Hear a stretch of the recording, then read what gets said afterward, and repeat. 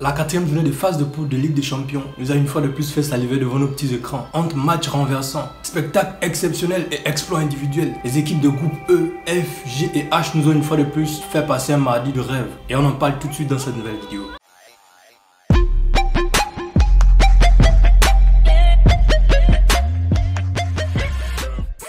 Salut à tous les gars, j'espère que vous allez bien. Alors on commence par le groupe E. Groupe E qui est composé du FC Barcelone, du Bayern Munich, du Benfica, de Lisbonne et du Dynamo Kiev. Le premier match est celui qui a opposé le FC Barcelone au Dynamo Kiev. Le FC Barcelone qui s'est bien repris dans cette double confrontation et qui désormais postule à une place de qualification. Grâce au numéro 10, Ansu Fati qui a une fois de plus porté le FC Barcelone. Je vous disais dans la vidéo précédente que c'est une équipe à ne pas enterrer avec le retour d'Ansu Fati, Ousmane Dembélé et tout ça. Même si pour l'instant c'est stérile dans le jeu, mais franchement le plus important c'est pouvoir gagner. Et donc du coup le FC Barcelone se relance favorablement pour la deuxième place dans ce groupe. Concernant l'autre match les gars, alors c'était la démonstration totale du Bayern Munich. Franchement cette équipe elle fait peur. Je vous ai dit les gars, c'est mon favori pour la Ligue des Champions. Une fois de plus le Bayern Munich a déroulé et ce succès porte encore une fois de plus l'empreinte de Robert Lewandowski qui a mis un triplé les gars. Et donc du coup le Bayern Munich avec la Juventus de Turin sont les deux premières équipes à se qualifier en faisant un 4 sur 4, 12 points au compteur. Et concernant ce groupe alors, le Bayern Munich comme je disais est le premier avec 12 points au compteur, le FC Barcelone qui suit et qui s'est bien repris à 6 points au compteur. En troisième position, il y a le Benfica de Lisbonne et en quatrième position, on a le Dynamo Kiev qui a un seul point. Dans le prochain match, le FC Barcelone affrontera le Benfica de Lisbonne. Si le Barça veut éventuellement se qualifier, il n'avait qu'à remporter ce match parce que face au Bayern Munich, je vous assure que ce ne sera pas du cadeau. Et le Bayern Munich, sans forcer, peut-être même qu'ils feront tourner, ils affronteront le Dynamo Kiev. Et ce sera juste un match de formalité quoi. Et dans le groupe F, on a eu droit au match entre Villarreal et le Young Boys de Berne. Avant de parler de celui de Manchester United contre l'Atalanta Bergame. Alors en ce qui concerne le match de Young Boys de Berne contre Villarreal, domination quasi complète de Villarreal. Ça ne me surprend absolument pas parce que Villarreal est une équipe très expérimentée.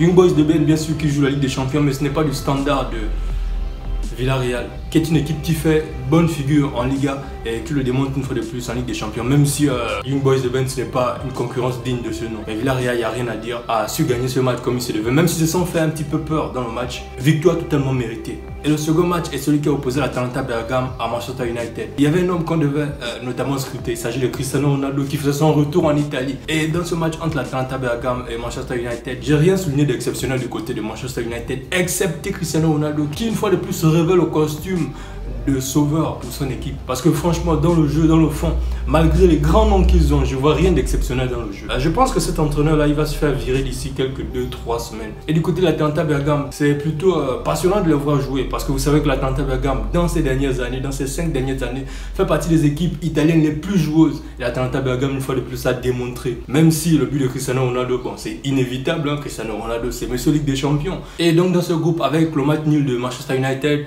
Manchester United revient à la première place avec 7 points, égalité de points avec Villarreal qui est également à 7 points. La mauvaise opération en revanche est celle de l'Atalanta Bergame. L'Atalanta qui pointe à 5 points en 3e position, qui aurait dû gagner ce match. Et le Young Boys de Berne, malgré tout en 3 points, et ils sont bons derniers de la classe. Venons-en au groupe G maintenant, dans lequel il y avait le match qui opposait le FC Séville au champion de France en titre, Lille. Franchement, le FC Séville m'a déçu. FC Séville, j'espère que vous m'entendez dans cette vidéo, parce que s'il s'agit pour vous de manger la tortilla des patatas, vous êtes premier. Mais jouer au football, il n'y a rien du tout, rien d'exceptionnel. Je vois rien. Excepté Lucas Ocampos, quelquefois des fulgurances, mais rien du tout, totalement stérile les gars. Très mauvaise opération réalisée par le FC Séville, qui pourtant fait une bonne figure en Liga en ce début de saison. Mais en Ligue des Champions, je ne comprends pas exactement ce qui se passe. Ils sont carrément bons derniers de leur groupe. Et Lille qui a fait une très bonne opération. Lille qui restait, je crois, sur 10 matchs sans aucune victoire en Ligue des Champions depuis, je crois, 2012. Et a bien su rebondir dans ce match d'hier. Et peut encore prétendre à se qualifier pour le 8e de finale. Il y avait également le match entre Wolfsburg et le RB Salzbourg. Bon, le RB Salzbourg a perdu le match. Franchement, je ne l'ai pas suivi, mais c'est une très mauvaise opération parce qu'il devait s'envoler une fois de plus en tête du classement, mais ils ont raté l'occasion en dépit du fait qu'ils soient toujours premiers. Et donc en ce qui concerne ce groupe totalement équilibré également, avec Salzbourg en première position, Lille qui revient bien à la 2e position avec 5 points, Wolfsburg également à 5 points et le dernier FC Séville qui réalise la mauvaise opération de la soirée avec seulement 3 points. Et pour terminer avec le groupe H, il y avait Chelsea-Malmö un peu plus tôt dans la soirée. Chelsea qui s'est imposé tranquillement sans forcer, même si le match a été un petit peu compliqué parce qu'ils étaient à Malmö en Suède bien sûr, mais sans forcer, Chelsea s'impose tranquillement 1 but à 0 0 et occupe logiquement la deuxième place dans ce groupe avec 9 points au compteur. La très bonne opération est celle de la Juve, match que j'ai très bien regardé. La Juve qui est quand même un petit peu en décadence par rapport au championnat où ils sont 9e, en Ligue des Champions ils sont tout premiers sans aucune défaite. Franchement je sais pas ce qui se passe au niveau de la Juve, mais il va également falloir se bouger en championnat. Bref, je m'égare, nous sommes là pour parler de la Ligue des Champions. Et une très bonne opération avec un score lourd de 4 buts à 2 sur le Zénith Saint-Pétersbourg. Très belle opération de la Juve avec un Dybala très décisif. La Juve qui caracole en première place dans ce groupe avec au total 12 points. 4 victoires en autant de rencontres. Très belle opération de la Juve une fois de plus les gars. Et l'enseignement qu'il faut retenir dans cette soirée Ligue des Champions, c'est que la Juve et le Bayern Munich sont les deux premières équipes à se qualifier pour les 8e de finale de la Ligue des Champions. Et c'est tout pour cette courte vidéo dans laquelle je suis revenu sur les différents matchs de Ligue des Champions qui ont opposé les équipes des groupes E, F, G et H les gars. Ce soir encore une fois de plus, il y aura les groupes A, B, C et D qui vont s'opposer. Je reviendrai encore une fois de plus en détail dans une nouvelle vidéo demain. Pour l'instant, si vous avez aimé cette vidéo, n'hésitez pas de liker, de partager, de vous abonner à la chaîne. C'est le plus important les gars, c'est pour me soutenir, pour me donner de la force. Quant à moi, je vous donne rendez-vous dès demain pour une nouvelle vidéo sur la Ligue des Champions. Entre temps, n'oubliez pas l'essentiel les gars. Gardez le sourire et vive le football les gars. Ciao.